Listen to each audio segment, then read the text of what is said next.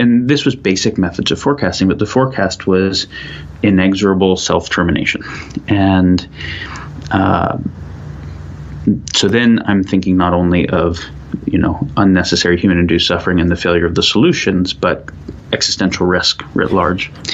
And so, of course, the idea of succeeding at some partial set was broken, right? The idea that I can have success in my personal life working on some of the problems and other ones are continuing to happen, and I know about them. I know what it's like in a factory farm, right? I know what it's like in extreme poverty, but I can be stoked because I'm succeeding in some small area. I can only be stoked if I can disconnect my empathy from what's actually going on, which is a kind of which is being a psychopath, right? Some level of abstract psychopathy. Yeah, that cognitive dissonance is a characteristic of the modern human. I think it's necessary.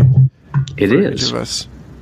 Because we have a system where structural violence and externality are implicit throughout the system completely. So participation with it at all requires participation with that, right? And so it was clear that there were no models of success that could actually work for me, and that killing myself to get off of the kind of like crazy bin of violence didn't help anyone else. And so the only thing was, is there a solution to all of this that's actually viable?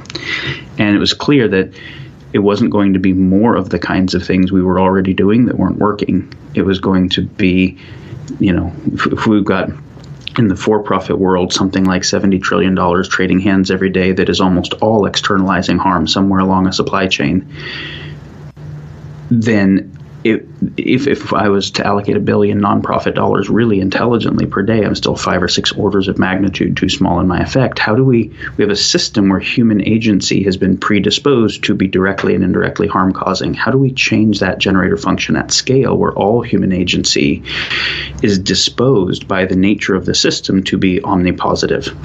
And that if you do that, you can get off of the current curves and have a discrete nonlinear phase shift, which evolution does, single cell to multi-cell, et cetera. Mm-hmm. And it was clear that nothing less than a discrete nonlinear phase shift was adequate. And so then, the rest of the process has been, what are the necessary and sufficient criteria of the post-transition world? And how do we actually support that emergence?